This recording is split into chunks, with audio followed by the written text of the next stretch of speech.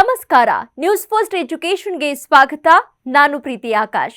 Second PUC board exams February 28ರಿಂದ March 17ರವರೆಗೆ ನಡೀತಾ ಇದೆ. ಎಕ್ಸಾಮ್ನಲ್ಲಿ ಬರೀ ಹಾರ್ಡ್ ವರ್ಕ್ ಮಾಡಿದ್ರೆ ಸಾಲದು, ಬದಲಿಗೆ ನಮಗೆ ಗೊತ್ತಿಲ್ಲದೆ ಮಾಡೋ ಸಣ್ಣ ಪುಟ್ಟ ತಪ್ಪುಗಳನ್ನ ಅವಾಯ್ಡ್ ಮಾಡಿದ್ರೆ ಆರಾಮಾಗಿ 10ರಿಂದ 15 ಮಾರ್ಕ್ಸ್ ಜಾಸ್ತಿ ಸ್ಕೋರ್ ಮಾಡಬಹುದು. ಬಹಳಷ್ಟು ಸ್ಟೂಡೆಂಟ್ಸ್ ಚೆನ್ನಾಗಿ ಓದಿದ್ರೂ ಕೂಡ ಆನ್ಸರ್ ಶೀಟ್ನಲ್ಲಿ ಮಾಡೋ ಮಿಸ್ಟೇಕ್ಸ್ ಇಂದಾಗಿ ಮಾರ್ಕ್ಸ್ ಕಳೆದುಕೊಳ್ತಾರೆ.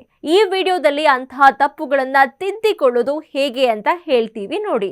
ಮೊದಲನೇದಾಗಿ ಕ್ವೆಶ್ಚನ್ ಪೇಪರ್ ಸಿಕ್ಕಿದ ತಕ್ಷಣ ಪ್ರಶ್ನೆಯನ್ನ ಸರಿಯಾಗಿ ಓದೋದಿಲ್ಲ. ಕ್ವೆಶ್ಚನ್ ನಲ್ಲಿ ಎಕ್ಸ್ಪ್ಲೇನ್, ಜಸ್ಟಿಫೈ ಅಥವಾ ಕಂಪೇರ್ ಹೀಗೆ ಏನನ್ನ ಕೇಳಿದ್ದಾರೋ ಅದಕ್ಕಷ್ಟೇ ಆನ್ಸರ್ ಮಾಡಿ. ಸುಮ್ಮನೆ ಪೇಜ್ ತುಂಬಿಸೋ ಬದಲು ಎಕ್ಸಾಮಿನರ್ಸ್ ಹುಡುಕೋ ಕೀವರ್ಡ್ಸ್ ಮತ್ತು ಡೆಫಿನೇಷನ್ಸ್ ಮೇಲೆ ಕಾನ್ಸಂಟ್ರೇಟ್ ಮಾಡಿ. ಮಾರ್ಕ್ಸ್ ಎಷ್ಟಿದೆ ಅನ್ನೋದನ್ನ ನೋಡಿ ಅದಕ್ಕೆ ತಕ್ಕಂತೆ ಆನ್ಸರ್ ಬರೆಯೋ ಮಾರ್ಕ್ಸ್ ಕಂಟೆಂಟ್ ರೂಲ್ ಫಾಲೋ ಮಾಡೋದು ತುಂಬಾ ಇಂಪಾರ್ಟೆಂಟ್. ಇನ್ನು ಪ್ರೆಸೆಂಟೇಷನ್ ವಿಷಯಕ್ಕೆ ಬಂದ್ರೆ ನಿಮ್ಮ ಹ್ಯಾಂಡ್ ರೈಟಿಂಗ್ ನೀಟ್ ಆಗಿರ್ಲಿ ಮತ್ತು ಪಾಯಿಂಟ್ಸ್ ವೈಸ್ ಆನ್ಸರ್ ಬರೆಯೋದನ್ನ ರೂಢಿ ಮಾಡ್ಕೊಳ್ಳಿ.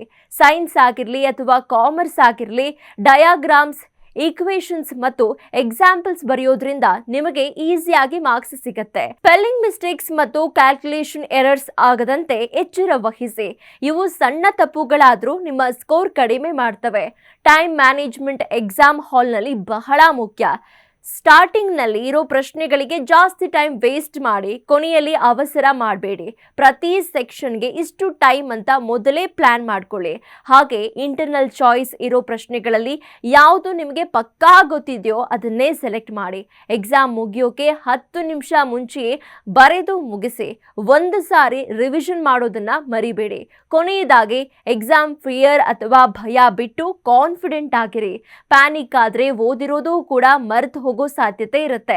Karnataka school examination and assessment board ನಡೆಸೋ ಈ ಎಕ್ಸಾಮ್ ನಲ್ಲಿ ಸ್ಮಾರ್ಟ್ ಆಗಿ ಆನ್ಸರ್ ಬರೆಯೋದನ್ನ ಕಲಿಯಿರಿ. ಈ ವಿಡಿಯೋ ಇಷ್ಟ ಆದ್ರೆ ಲೈಕ್ ಮಾಡಿ, ನಿಮ್ಮ ಫ್ರೆಂಡ್ಸ್ ಜೊತೆ ಶೇರ್ ಮಾಡಿ ಮತ್ತು ಇಂತಹದೇ ಎಕ್ಸಾಮ್ ಟಿಪ್ಸ್ಗಾಗಿ ನ್ಯೂಸ್ ಫಸ್ಟ್ ಎಜುಕೇಶನ್ ಚಾನೆಲ್ನ ಸಬ್ಸ್ಕ್ರೈಬ್ ಮಾಡಿ.